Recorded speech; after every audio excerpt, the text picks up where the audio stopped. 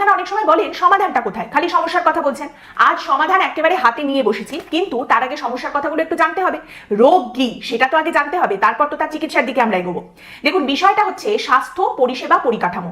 এই তিনটে আমাদের পশ্চিমবঙ্গের নতুন বিজেপি সরকারের সামনে সব থেকে বড় চ্যালেঞ্জ হওয়ার কথা ছিল।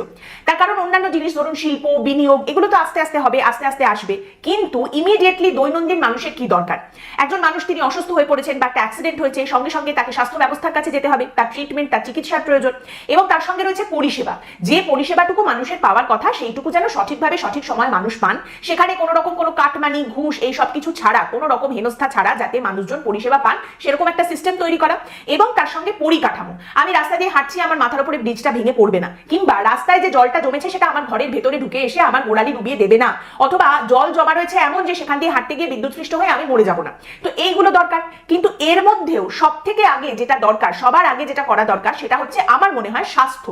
কারণ একজন মানুষ যদি অসুস্থ হয়ে পড়েন, তিনি যদি মৃত্যুশয্যায় থাকেন, বা একজন কারোর যদি অ্যাক্সিডেন্ট হয়, তাকে তো আপনি এই কথাটা বলতে পারবেন না যে দাঁড়ান, এর আগে বাম সরকার 15 বছর ধরে তৃণমূল কংগ্রেসের সরকার অনেক ক্ষতি করে দিয়ে চলে গেছে, অনেক ঝামেলা হয়ে গেছে, এখন আমরা তো সবে নতুন এসেছি, আমরা তো সবে কাজ করতে শুরু করেছি, আমরা হামাগুড়ি সরকার, সবে সবে আমরা কাজ করতে শুরু করেছি, এক্ষুনি এত কিছু চাইতে হবে না, আপনি বরং অপেক্ষা করুন, অপেক্ষা করলে আপনি চিকিৎসা পাবেন, আর না হলে আপনি টুক করে একটু চাঁদে চলে যান। এটা তো বলা যাবে না।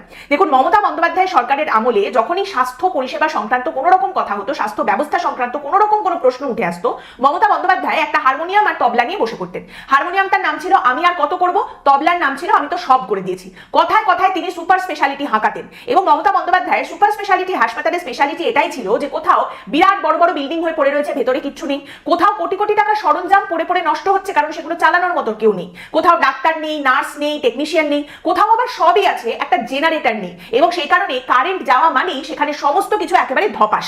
আপনি ভাববেন গল্পের গরু গাছে চড়াচ্ছি, কিন্তু এই ধরনের ঘটনা ঘটেছে, তার অনেক রকম খবরও সামনে এসেছে। কিন্তু এসব এখন পশ্চিমবঙ্গের মানুষের কাছে পুরনো সেই দিনের কথা, কারণ পাল্টানো দরকার বুঝতে পেরেই পশ্চিমবঙ্গের মানুষ নিয়ে এসেছেন বিজেপির সরকারকে। এবার পশ্চিমবঙ্গের যে নতুন সরকার, আমাদের রাজ্যের বর্তমানে যিনি স্বাস্থ্যমন্ত্রী, তিনি নিজে একজন চিকিৎসক, তারই সঙ্গে আমাদের রাজ্যে বর্তমানে যিনি স্বাস্থ্য প্রতিমন্ত্রী, তিনিও একজন ব্রাইট ব্রিলিয়ান্ট মহিলা। তাহলে এই সমস্ত ক্ষেত্রগুলোতে স্বাস্থ্য পরিষেবার ক্ষেত্রে সংস্কার হবে কি? সংস্কার কিভাবে হবে? মানে এই দুর্বল জায়গাগুলো কোথায় রয়েছে, কোথায় খামতি রয়েছে, সেই জায়গাগুলো চিহ্নিত করে সেখানে কাজকর্ম করে তার উপরে নানা রকম আপডেট নিয়ে এসে তবে কি সংস্কারটা হবে? নাকি সংস্কারটা হবে শুধু চিৎকার করে, জোরে জোরে কথা বললেই সংস্কার হয়ে যাবে? ব্যাপারটা কি এইরকম? মানে আগে সরকারের আমলে তাহলে কি সমস্যা এইটাই ছিল যে জোরে কথা বলা যাচ্ছিল না, শাসানো যাচ্ছিল না, দাপট দেখানো যাচ্ছিল না, সেই কারণেই আগের সরকারের আমলে স্বাস্থ্য পরিষেবা পুরো একেবারে ধসে পড়েছিল, ভেঙে পড়েছিল? এইবার চিৎকার করা হচ্ছে, জোরে কথা বলা হচ্ছে, ব্যাস সব চাঙ্গা হয়ে যাবে। আমি কেন এই কথা বলছি আপনাকে তিনটে উদাহরণ দিয়ে আমি বোঝাচ্ছি। সবার প্রথম ময়দানে নেমেছিলেন পুর নগরোন্নয়ন মন্ত্রী এবং আমাদের রাজ্যের নারী ও শিশু কল্যাণ মন্ত্রী অগ্নিমিত্রা পাল, এবং তিনি প্রথমে একদম ক্ষমতায় আসার পরপরই, মন্ত্রী হওয়ার পরপরই চলে যান ন্যাশনাল মেডিকেল কলেজে। তিনজলা অগ্নিকাণ্ডে যারা আহত হয়েছিলেন, সেখান থেকে অনেকজন চিকিৎসাধীন অবস্থায় ছিলেন ন্যাশনাল মেডিকেল কলেজে, তাদের দেখতে অগ্নিমিত্রা পাল মন্ত্রী তিনি পৌঁছে যান ন্যাশনাল মেডিকেল কলেজে, এবং সেখানকার অব্যবস্থা, সেখানকার নোংরা পরিবেশ, আবর্জনা, এই সমস্ত কিছু দেখে বেজায় খাপ্পা হয়ে যান মন্ত্রী। রেগে মেগে তিনি হাসপাতাল কর্তৃপক্ষকে ডেকে পাঠান এবং তিনি বলেন, এসব কি, এগুলো কি হচ্ছে, চারিদিকে এরকম নোংরা পড়ে রয়েছে কেন? রোগীর বেডের নিচে আবর্জনা পড়ে রয়েছে, ব্যবহৃত সিরিঞ্জ পড়ে রয়েছে, চারপাশে ময়লা ছড়ানো, নোংরা চাদর সেগুলো গুটিয়ে ফেলে রাখা রয়েছে, এইরকম অস্বাস্থ্যকর, এইরকম নোংরা পরিবেশ কেন?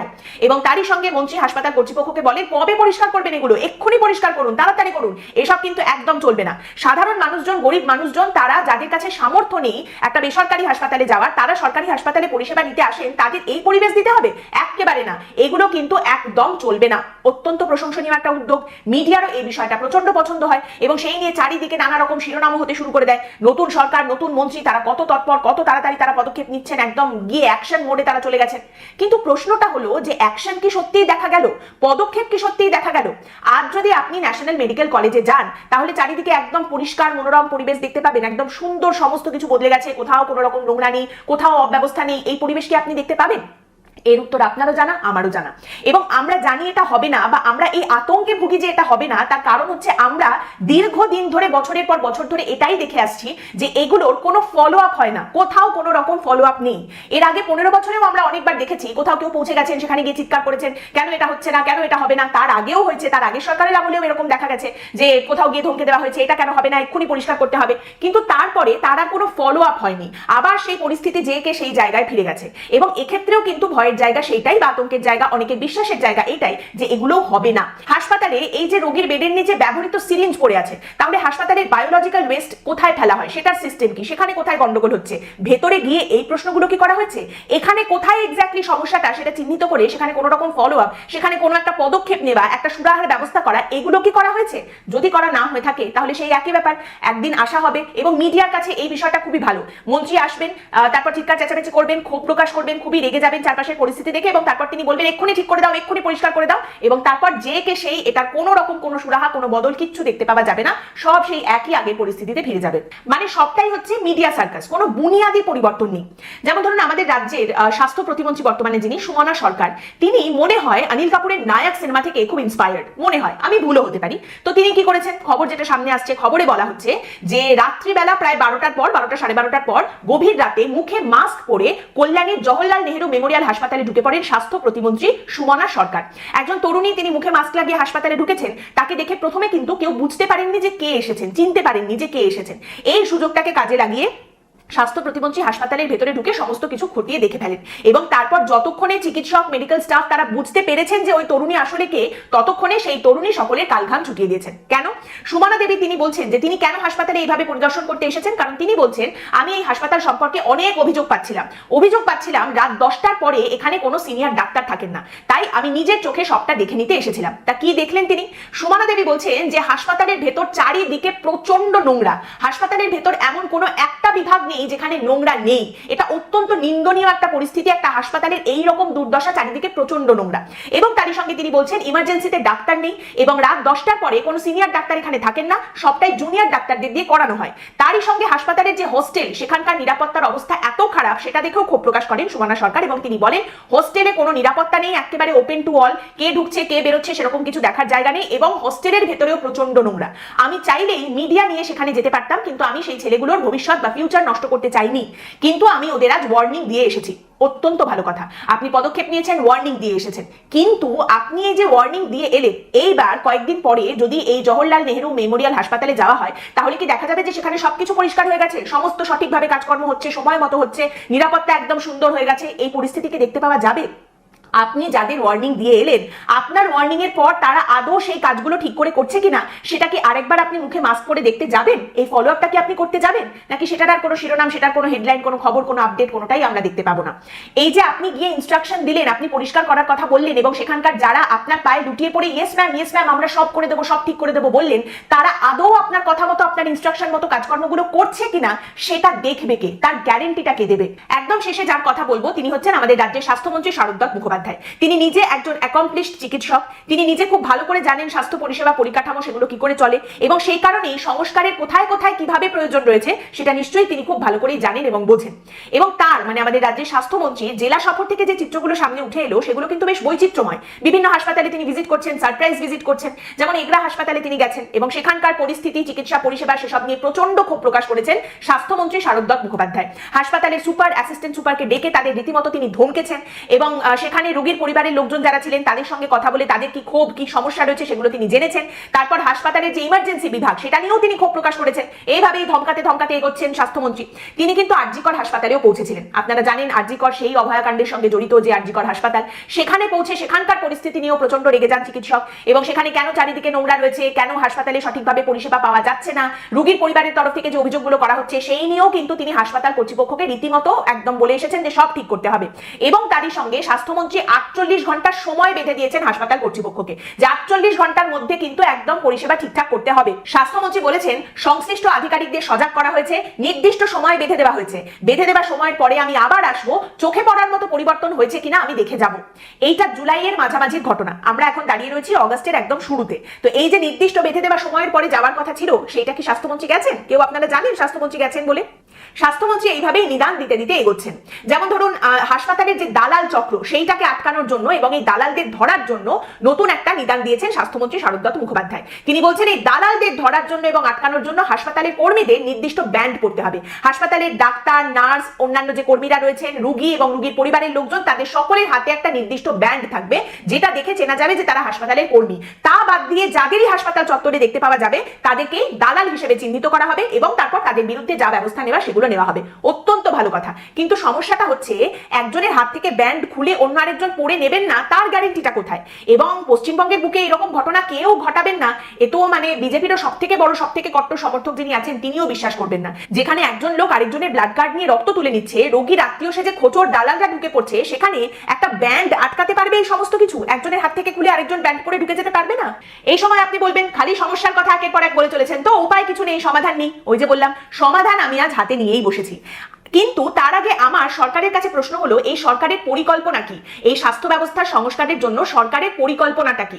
আমাদের এই যে বর্তমানে নতুন সরকার, তারা কি এটাই মনে করে বা তারা কি এটাই বিশ্বাস করে যে এর আগে মমতা বন্দ্যোপাধ্যায় সরকার আসলেই সব কাজ করে দিয়ে গেছে, শুধু এই সরকারের নতুন যারা এসেছেন তাদের একটু ধমকাতে চমকাতে হবে, একটু বকাঝকা করতে হবে, তাহলেই সবটা লাইনে চলে আসবে? এটাই কি বিশ্বাস করেন? নাকি আপনারা এটা বিশ্বাস করেন যে পশ্চিমবঙ্গের এই স্বাস্থ্য পরিষেবার মধ্যে যে ঘুমটা ধরেছে, যে সমস্যাটা, সেটা অনেক গভীরে ঢুকে গেছে? আমাদের রাজ্যের স্বাস্থ্য পরিষেবা, স্বাস্থ্য ব্যবস্থা নিজেই একটা রোগে ভুগছে এবং এই রোগীর জন্য ম্যান পাওয়ারের স্যালাইন দরকার, অবজারভেশনের ডোজ দরকার, মনিটরিং এবং ফলো আপের চ্যানেল করে রাখতে হবে, তবে গিয়ে এই রোগী উঠে দাঁড়াতে পারবে। এবং এইটা হচ্ছে সিএজি রিপোর্ট কেন্দ্রের, এই রিপোর্টও কিন্তু সেই একই কথা বলছে। এটা কিন্তু কোনো দুষ্টু লোকেদের বানানো রিপোর্ট নয়, আপনাদেরই ডবল ইঞ্জিন সরকারের বানানো রিপোর্ট, যে কোথায় কোথায় কি কি গন্ডগোল রয়েছে। 315 পাতার এই রিপোর্টে একদম পরিষ্কার করে খুঁটিয়ে খুঁটিয়ে লেখা রয়েছে যে কোথায় কি কি গন্ডগোল রয়েছে। ডাক্তারবাবু, এর থেকে কম্প্রিহেন্সিভ পেশেন্ট রিপোর্ট আপনি আর কোথাও পাবেন না, এবং এখানে পরিষ্কার লেখা রয়েছে কোথায় কি আছে। কিন্তু তাতেও যদি মনে হয় যে 300 পাতার এত বড় রিপোর্ট পড়বো না, তাহলে 2-4টে পাতা পড়ে নিন, কারণ সেখানে 23টা পয়েন্ট লেখা আছে, সামারাইজ করে 23টা পয়েন্ট লিখে দেওয়া আছে এই রিপোর্টে, যে কি কি সমাধান প্রয়োজন, কি কি পরিবর্তন বা কি কি সংস্কার করতে হবে। 23টা পয়েন্ট আছে, এইগুলো যদি একটা একটা করে ধরে ধরে করা হয়, এইটা যদি ফলো করা হয়, তাহলেই কিন্তু আমাদের রাজ্যের যে স্বাস্থ্য ব্যবস্থা, স্বাস্থ্য পরিষেবা রয়েছে, সেটা অনেকটা ঘুরে দাঁড়াবে। দু একটা পড়ে শোনাবো নাকি এর মধ্যে থেকে, যে এই রিপোর্টে আমাদের রাজ্যের স্বাস্থ্য পরিষেবা সম্পর্কে কি কি পয়েন্ট আউট করা হচ্ছে। প্রথমত, এই রাজ্যের ক্ষেত্রে বলা হচ্ছে জেলা হাসপাতাল, community health centre, primary health centre, সেখানে doctor, medical officer, staff nurse, pharmacist কোনোটাই পর্যাপ্ত পরিমাণে নেই, সবটাই অপ্রতুল। বলা হচ্ছে আমাদের রাজ্যের 89% যে সাব সেন্টার গুলো রয়েছে, সেখানে কোনো মেল হেলথ ওয়ার্কার নেই, খুঁজে পাওয়া যায়নি। মেডিকেল অফিসারের শর্টেজের কথা যদি আপনি বলেন, সেটা 54.27%, আর স্পেশালিস্ট মেডিকেল অফিসারের যে শর্টেজ, সেটা 91.14%, এবং এগুলো কমিউনিটি হেলথ সেন্টারের বিষয়। এছাড়া জেলা হাসপাতালে যদি আসেন, সেখানে জেনারেল ডিউটি অ্যাটেন্ডেন্সদের যে শর্টেজ রয়েছে, সেটা 63.20%। এরপর বলা হচ্ছে shortages of staff nurses were 46%, এবং এটা পিএইচসি বা প্রাইমারি হেলথ সেন্টারের কথা বলা হচ্ছে। Shortage of administrative staff of almost 80%, এবং প্যারামেডিক্যাল স্টাফের যে শর্টেজ, সেটা 44%, এটা জেলা হাসপাতালের হিসেব। এছাড়া আমাদের রাজ্যে 108 ডায়াল করলে যে ইমার্জেন্সি অ্যাম্বুলেন্স সার্ভিস পাওয়া যায়, সেই পরিষেবা নেই, এই পরিষেবাটা নেই আমাদের রাজ্যে। এরপরে বলা হচ্ছে যে অ্যাক্সিডেন্ট বা অন্যান্য এই ধরনের কোনো দুর্ঘটনা, এরকম কোনো ক্যাজুয়ালিটি, কোনো ইমার্জেন্সি হলে যে ধরনের পরিষেবা, যে ধরনের সার্ভিস দরকার, 71% পিএইচসি বা প্রাইমারি হেলথ সেন্টারে সেই পরিষেবা নেই, সেটা দেবার মতো কোনো জায়গা নেই। এই সমস্ত কিছু সমাধান করতে হবে। তাহলে সেটা কি শুধুমাত্র চিৎকার করলে, ধমক দিলেই হবে? মানে এই যে এত কিছু করতে হবে, অ্যাম্বুলেন্সের পরিষেবা নেই, কে নিয়ে যাবে হাসপাতালে সেটা নেই, হাসপাতালে যাওয়ার পর যে চিকিৎসা করবে স্পেশালিস্ট মেডিকেল অফিসার, নার্স, সমস্ত কিছুর অভাব, ফার্মাসিস্ট নেই, কে চিকিৎসা করবে সেটাও জানা যাচ্ছে না।